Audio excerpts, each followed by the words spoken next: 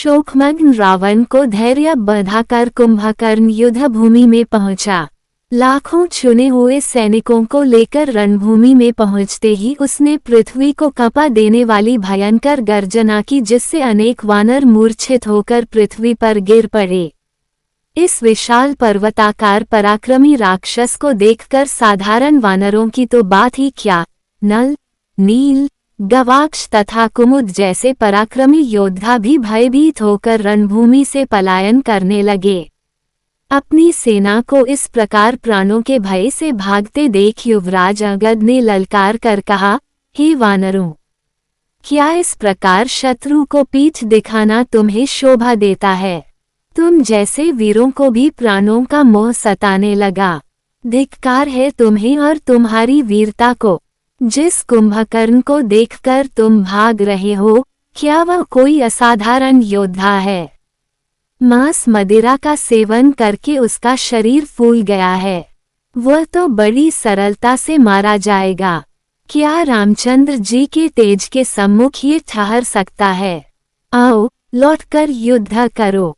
भागकर संसार में अपयश के भागी मत बनो। अंगद के उत्साह भरे वचन सुनकर वानर सेना पुनः रणभूमि में लौट आई। वे प्राणों का मोह छोड़कर कुंभकर्ण और उसकी सेना पर आक्रमण करने लगे। कुंभकर्ण भी अपनी विशाल गदा के प्रहार से वानर सेना को मार मार कर ढेर लगाने लगा। फिर भी शेष वानर वृक्षों तथा शिलाओं से राक्षस सेना का विनाश करने में जुटे रहे। उसके चारों ओर हताहत वानरों के शरीर ही शरीर दिखाई दे रहे थे। क्रुद्ध होकर द्विविद ने एक पर्वत के टीले को उठाकर आकाश से कुंभकर्ण के सिर पर मारा। कुंभकर्ण तो उस वार से बच गया, किंतु बहुत से राक्षस उसके नीचे दबकर मर गए। राक्षसों की इतनी भारी क्षति से उत्साहित होकर वानरों ने दूने बल से राक्षस सेना का संहार आरंभ किया, जिससे संपूर्ण समरभूमि में रक्त की नदियां बहने लगीं। अब कुंभकर्ण पर हनुमान भी आकाश मार्ग से पत्थरों की वर्षा करने लगे, परंतु उस पर इसका कोई प्रभाव नहीं पड़ा। वह अपने शूल से पत्थरों के टुकड़े करके इधर उधर छितराता रहा। इस प्रकार अपने वार खाली जाते देख हनुमान ने एक नुकीला वृक्ष उठाकर कुंभकर्ण पर वार किया और उसका शरीर लहूलुहान कर दिया। उसने जब अपने शरीर से शोणित बहता देखा तो उसने वज्र के सदृश एक शूल पवन कुमार के मारकर उनकी छाती चीर दी। उसकी पीड़ा से वे व्याकुल हो गए। उनके मुख से रक्त बहने लगा। हनुमान की ये दशा देखकर राक्षस सेना ने जयनाद किया और वे तीव्र वेग से मारकाट मचाने लगे। हनुमान को घायल होता देख गंधमादन, नील, ऋषभ, शरभ तथा गवाक्ष पांचों पराक्रमी सेनानायक एक साथ कुंभकर्ण पर टूट पड़े। इस संयुक्त आक्रमण का भी उस पर कोई विशेष प्रभाव नहीं पड़ा। उसने पांचों को पकड़कर इस प्रकार मसला कि वे मूर्छित होकर पृथ्वी पर गिर पड़े। अपने सेनानायकों को इस प्रकार मूर्छित होते देख वानर सेना एक साथ कुंभकर्ण से चिपट गई। वह इससे भी विचलित नहीं हुआ और मुकों से मार मारकर उनका सफाया करने लगा। सैकड़ों को उसने पूंछ पकड़ पकड़ कर फेंक दिया और बहुत से वानरों को पैरों के तले रौंद डाला। जब उसके सम्मुख हनुमान, अंगद, नील, द्विविद, सुग्रीव जैसे वीर भी न ठहर सके और वानरों का अभूतपूर्व विनाश होने लगा तो सेना में भगदड़ मच गई। उन्होंने रामचंद्र जी के पास जाकर गुहार की, हे रघुवीर, कुंभकर्ण ने हमारी सेना को तहस नहस कर दिया है, इसलिए हम आपकी शरण में आए हैं। अब आप ही कुछ कीजिए, अन्यथा आज हमारी सेना का नामो निशान नहीं बचेगा। अपनी सेना की दुर्दशा का वृतांत सुनकर लक्ष्मण का मुख क्रोध से रक्तवर्ण हो गया। वे राम की अनुमति लेकर कुंभकर्ण से युद्ध करने के लिए चले। उनके पीछे पीछे वानर सेनापति भी जय घोष करते हुए चले। अपने सम्मुख लक्ष्मण को देखकर कुंभकर्ण ने हर्षनाद करते हुए कहा, लक्ष्मण, मुझसे युद्ध करने का तुम्हारा साहस देखकर मैं प्रसन्न हुआ। तुम अभी बालक हो और मैं तुम्हारा वध नहीं करना चाहता। तुम लौट जाओ और राम को भेजो, मैं उसका ही वध करूंगा। इस प्रकार से लक्ष्मण का निरादर करके कुंभकर्ण उस ओर दौड़ा जहां राम खड़े थे। कुंभकर्ण को अपनी ओर आते देख वे उस पर रौद्र अस्त्रों से प्रहार करने लगे। जब इन अस्त्रों का उस पर कोई प्रभाव न पड़ा तो उन्होंने मयूर पंखों से सुसज्जित तीक्ष्ण बाण छोड़कर उसकी छाती फाड़ दी। इसकी पीड़ा से वह व्याकुल हो गया। उसके हाथों से गदा तथा अन्य अस्त्र छूटकर पृथ्वी पर गिर पड़े। जब रामचंद्र जी के आगे उसकी एक न चली तो वह खिसिया कर मुक्कों, लातों और थप्पड़ों से वानरों को मारने लगा। इस पर श्री राम ने उसे फिर ललकारा और तीक्ष्ण बाणों से उसके शरीर को छलनी कर दिया।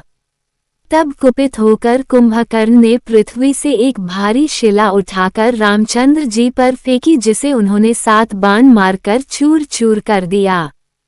फिर तीक्ष्ण नोक वाले 3 बाण छोड़कर उसका कवच तोड़ डाला। कवच के टूटते ही वानरों ने फिर उस पर धावा बोल दिया। उनसे घायल होकर वह क्रोध में इतना पागल हो गया कि उसे अपने और पराये का भी ज्ञान न रहा। उसने वानरों और राक्षसों सभी को मारना आरंभ कर दिया। कुंभकर्ण की ये दशा देखकर राम ने उसे फिर ललकार कर कहा, अरे राक्षस, उन सैनिकों से क्या उलझ रहा है? इधर आकर मुझसे युद्ध कर। राम की ललकार सुनते ही कुंभकर्ण सामने आकर बोला, हे राम, बहुत समय से मैं तुम्हारा वध करना चाहता था।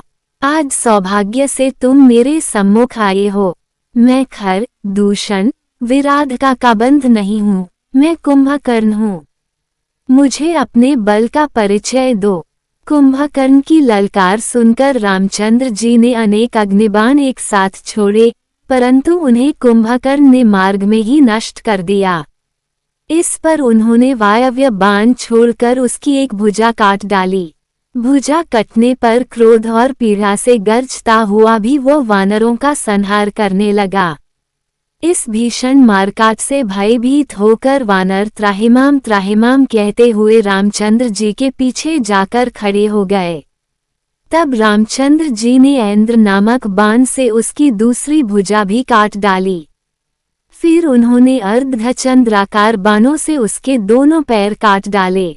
इससे वह भयंकर शब्द करता हुआ पृथ्वी पर गिर पड़ा। तब उन्होंने इंद्र द्वारा दिया हुआ सूर्य की किरण की भांति जाज्वल्यमान ब्रह्मदंड नामक बाण छोड़ा, जो कुंडलों से युक्त कुंभकर्ण के मस्तक को काटकर आकाश में उड़ा और फिर उसे पृथ्वी पर गिरा दिया। कुंभकर्ण के मरते ही वानर सेना में हर्ष की लहर दौड़ गई।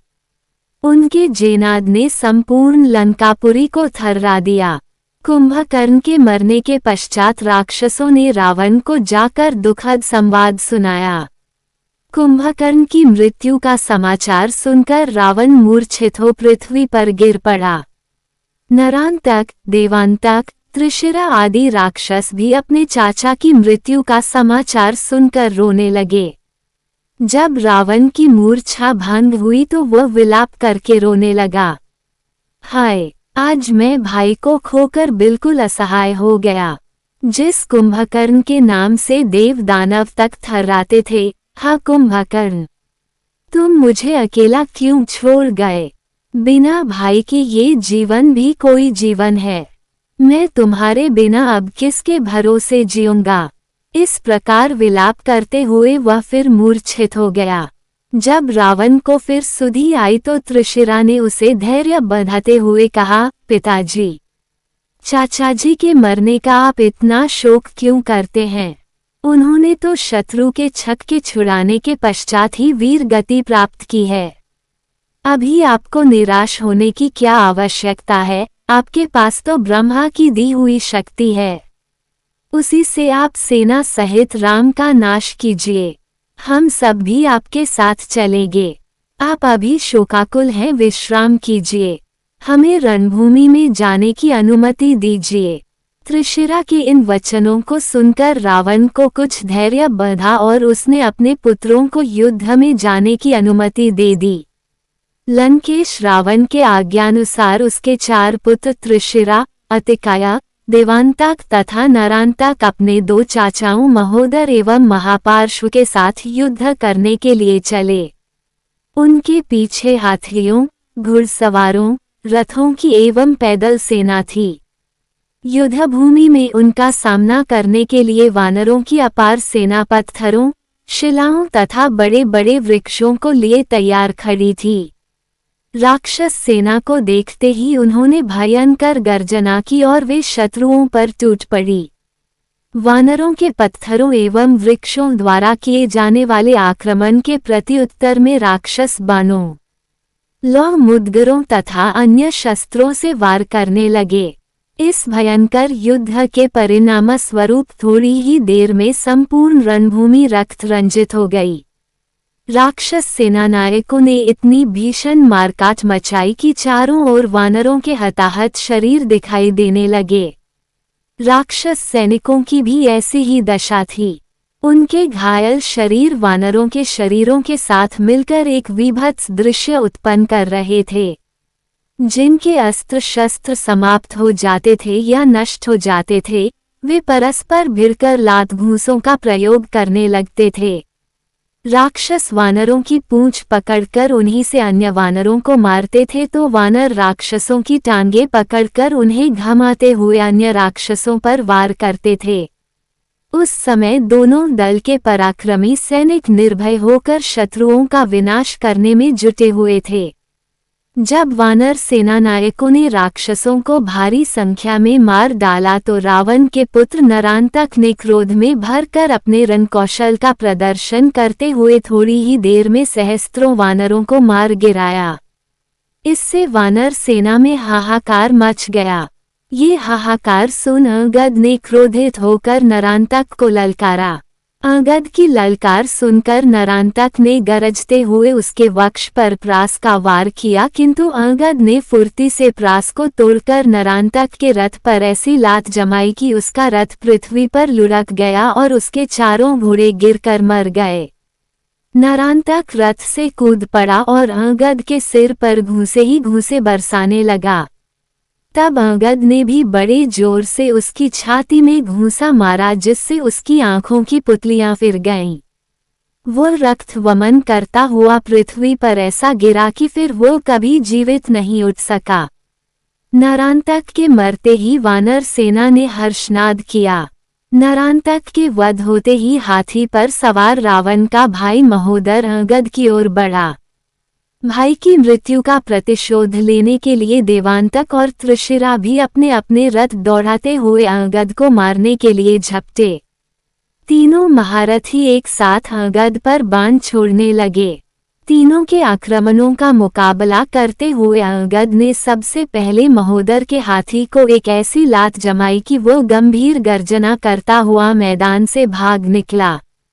अंगद ने भागते हुए हाथी के दांत उखाड़कर उनसे ही शत्रु का संहार करना आरंभ कर दिया। जब हनुमान ने अंगद को 3 महारथियों से घिरा देखा तो उन्होंने लपककर देवांतक की छाती में इतने जोर का मुक्का मारा कि वह वहीं तड़पकर ठंडा हो गया। अपनी आंखों के सामने देवांतक को इस प्रकार मरते देखकर त्रिशिरा और महोदर के नेत्रों से ज्वाला फूटने लगी। उन दोनों ने भयंकर बाणों की मार से अंगद, हनुमान सहित अनेक सेनानायकों को व्याकुल कर दिया। नील ने अपने वीरों को इस प्रकार घायल होते देख किलकिलाकर एक बहुत भारी शिलाखंड उखाड़ा। फिर उसे महोदर के सिर पर दे मारा। उसके नीचे महोदर पिसकर मर गया। इसके मरने पर त्रिशिरा ने वानर सेना पर एक साथ अनेक बाण छोड़े, किंतु इस समय वानर सेना का साहस बढ़ा हुआ था और नरांतक, देवांतक तथा महोदर जैसे सेनापतियों के मारे जाने के कारण राक्षस सेना के पैर उखड़ने लगे थे। अवसर पाकर हनुमान ने कूदकर त्रिशिरा का सिर धड़ से अलग कर दिया। इस प्रकार 4 महारथियों के मारे जाने पर महापार्श्व ने क्रोध से उन्मत्त होकर लोहे की भारी गदा से वानरों पर वार करना आरंभ कर दिया। देखते ही देखते 20 वानर उसकी क्रोधाग्नि में जलकर स्वाहा हो गए। उस समय उसकी रक्तरंजित गदा प्रलयनकर अग्नि की भांति वानरों को अपना ग्रास बना रही थी। इस पर ऋषभ नामक तेजस्वी वानर योद्धा ने क्रुद्ध होकर महापार्श्व को बड़ी जोर से लात मारी। उस आघात को न सह सकने के कारण महापार्श्व पृथ्वी पर गिर पड़ा। उसके गिरते ही वानर सेना ने चारों ओर से उसे घेर कर उसका शरीर नखों और दांतों से फाड़ डाला, जिससे वह तड़प तड़प कर मर गया। इन 5 महारथियों की मृत्यु से सेनापति अतिकाया को बड़ा क्रोध और क्षोभ हुआ। वह अपना विशाल रथ लेकर वानर सेना में घुस आया। उसे अपने बल पर बड़ा गर्व था, क्योंकि वह अनेक बार देवताओं और दानवों को लोहे के चने चबवा चुका था। उसके भयंकर संहार से त्रस्त वानर सैनिक त्राही त्राही करते हुए रामचंद्र जी के पास पहुँचे। उसके विराट रूप और अद्भुत रणकौशल को देखकर उन्होंने विभीषण से पूछा, हे विभीषण, ये पर्वताकार अद्भुत वीर सेनानी कौन है जो वानर सेना का प्रलयन कर विनाश कर रहा है? विभीषण ने बताया, ये रावण का पुत्र अतिकाया है। मंदोदरी इसकी माता है। साहस और पराक्रम में ये रावण से किसी भी प्रकार कम नहीं है। इसने अपनी तपस्या के बल पर दिव्य कवच तथा रथ प्राप्त किए हैं। सहस्त्रों बार इसने देवताओं और दानवों को परास्त किया है। इसलिए आप इसे मारने का शीघ्र ही उपाय करें, अन्यथा ये हमारी संपूर्ण सेना का विनाश कर देगा। इतने में वानर सेना में अभूतपूर्व मारकाट मचाता हुआ अतिकाया रामचंद्र जी के पास अपना रथ दौड़ाता आ पहुंचा और उनसे क्रोध तथा गर्वपूर्वक बोला, हे तुच्छ मनुष्यों, तुम दोनों भाई मेरे हाथों से क्यों इन बेचारे वानरों का नाश कराते हो?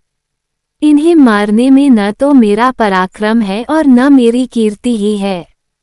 इसलिए मैं तुमसे कहता हूँ कि यदि तुम्हें युद्ध करने की क्षमता और साहस हो तो मेरे साथ युद्ध करो, अन्यथा लौट जाओ और वानर सेना से युद्ध बंद करने के लिए कह दो। अतिकाया के दर्प भरे इन वचनों को सुनकर लक्ष्मण बोले, अरे राक्षस, तू बढ़ चढ़ जितनी बातें बना रहा है उतना वीर तो तू दिखाई नहीं देता। तेरा सिर तेरे धड़ से मैं उसी प्रकार अलग कर दूंगा जिस प्रकार आंधी पके हुए ताड़ के फल को गिरा देती है। संभाल अपने अस्त्र शस्त्र और देख, मेरे बाण तेरे वक्ष का कैसे रक्तपान करते हैं। लक्ष्मण के ये कठोर वचन सुनकर अतिकाया ने क्रुद्ध हो एक जलता हुआ बाण उन पर छोड़ा। लक्ष्मण ने उस सर्पाकार बाण को अपने अर्धचंद्राकार बाण से काटकर दूसरा अग्निबाण उसके मस्तक को लक्ष्य करके छोड़ा, जो सीधा उसके मस्तक में घुस गया, जिससे रक्त का फव्वारा छूट निकला। एक बार तो वह थर्रा गया, किंतु शीघ्र ही संभलकर वह फिर आक्रमण करने लगा। दोनों ही वीर अपनी अपनी रक्षा करते हुए अद्भुत रणकौशल का परिचय देने लगे। अतिकाया बार बार सिंह गर्जना करके लक्ष्मण को आतंकित करना चाहता था, किंतु इस गर्जना का उन पर उल्टा ही प्रभाव पड़ रहा था। जितना ही वह अधिक जोर से गरजता, उतने ही अधिक कौशल और स्फूर्ति से लक्ष्मण बाणों की वर्षा करते। जब अतिकाया का हस्तलाघव क्षीण होता दिखाई नहीं दिया तो लक्ष्मण ने क्रुद्ध होकर उस पर ब्रह्मशक्ति छोड़ी। अतिकाया ने उसे प्रत्याक्रमण करके रोकने का निष्फल प्रयास किया। उस ब्रह्मशक्ति ने अतिकाया का सिर काटकर उड़ा दिया। उसके मरते ही राक्षस सेना निराश होकर मैदान छोड़ गई।